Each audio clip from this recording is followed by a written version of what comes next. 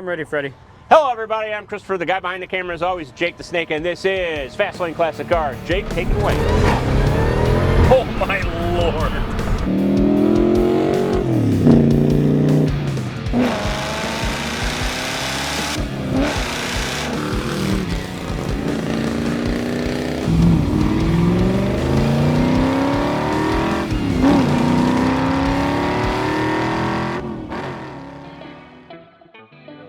Hello everybody, I'm Jake, the guy behind the camera's nobody, and this is Fast Lane Classic Cars.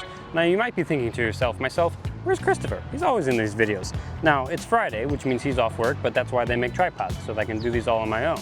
This right here is a 1920 Ford, but before I get to that, I want to tell you a couple of things. This is Fast Lane Classic Cars. We're 15 minutes outside St. Louis to the west in St. Charles, Missouri. I'm going to put the phone number above our head. Look, there it is. Remember it, write it down. Call us about this 1920 Ford or the other 150 or so cars we have at any given time, and also like and subscribe because it helps me help you, help me help you. And when you subscribe, hit the bell because then you get notified when we make cool videos like this. Also, if you want to see full photo sets of these cars, interior, exterior, undercarriage, go to our website, www.fastlanecars.com. I'll also put a link in the description for all of that good stuff. You can see pricing and more specs there as well. But for now, I'm going to tell you all about this awesome 1920 Ford. Now, it did start life as a 1920 Ford, but as some more keen-eyed viewers might notice, it takes some styling cues from a bunch of different years. That's because this is a full custom fiberglass body. And another part that this car took from a different year is the 350 cubic inch Chevy small block that's shoved into the front of it. It barely fits, but it is in there, and it's backed up by a 3-speed automatic transmission as well, which that is backed up by an 8-inch Ford rear end with 300 gears, but it's also Posi-Traction, so you can still have a little bit of fun. Now, a couple of things I wanted to note as well was 4-wheel power disc brakes. You're not stopping a whole lot of weight with the fiberglass body, but this car also didn't come with a big old V8 in the front of it, so you want to be able to stop aggressively if you need to, which you can. That's what power disc brakes are for. Another thing I wanted to note was the dual exhaust in the back. Very cool, also makes it sound amazing.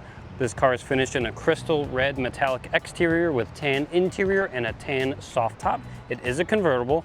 I am going to leave the top up today because, well, it's very sunny and very hot, and I'd like a little bit of shade when I go on this drive. Another thing, the trunk, there's a latch under the rear bumper to open it up, and it actually has a sizable trunk space. You could fit a whole lot of stuff back there, and there's a big old speaker back there as well because this has an updated Bluetooth AM/FM radio in the center console, and it works very well. I've used it before. The speakers in this thing actually sound pretty good, which you don't normally get those sort of things in old hot rods like this. You also have staggered chrome wheels, smaller ones in the front, big chrome wheels in the back, and all the chrome also ties in with the chrome headlight housings, front bumper, side markers, and chrome around the windshield. All in all, I'm excited to drive this thing. It's small, but it's powerful with that V8 in the front, and I want to let you guys hear me start it up. So why don't we just get to that now?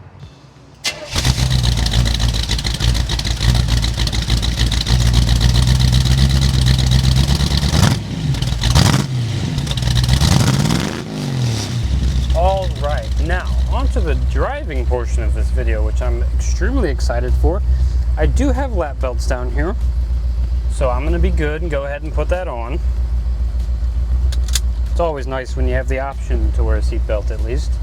Onto the interior, let's see, we have 2 cup holders here, which again, for an old hot rod is really nice to have, because obviously back in 1920, they weren't really thinking about cup holders, they were more smoking, not drinking. Here in the middle as well is your 3-speed automatic shifter, and even further in front of that, up under the dash a little bit, is where you put the key in for the ignition. On the dash, you have all sorts of very nice gauges with a chrome bezel around them. You have oil pressure, which right now is reading about 60 pounds, which is great. Water temp, which is cold right now because I just started it up for the first time in about an hour. I try to let these cars sit so we can cold start them so you guys can hear them when they're cold, but like I said, this one is fuel injection, so you should never have a problem starting it when it's cold. In the middle here, you have your speedometer. To the right of that, your fuel gauge, which we have about a quarter tank, which should be plenty. And then to the far right is your voltage meter, which is showing it's charging about 14.5 volts. So, perfect. In here in the center console portion is where you'll find your radio. I have it on FM right now. Let's turn it up and hear it.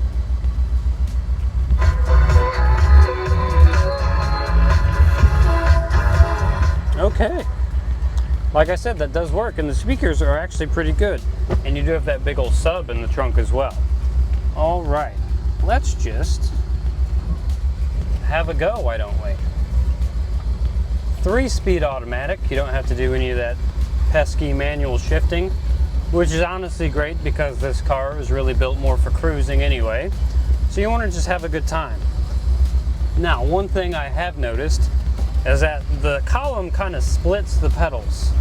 So it's not easy to use your right foot for the brake. I'm kind of having to use my left foot on the brake and right foot on the gas, which is fine. Just makes me feel like a race car driver, which is cool. There's our buddy Cody walking around. Also in here we have this nice steering wheel. It's finished with tan leather around the exterior and it's chrome in the middle. Oh my goodness, listen to that horn. The horn sounds like it's from 1920. That might be the only original part left on this thing. That's awesome. That's hilarious. I do have both side mirrors, which again, for a car of this age, is rare to have. Back then, another thing they really weren't worried about, along with cup holders, was safety. Seatbelts, mirrors were kind of an afterthought, but this one has mirrors on both sides, which is really nice, as well as the rear view and the back. And actually, the rear view is pretty useful because the window back there, the rear view is about the same size as the window, so I'm really looking right out that window just fine.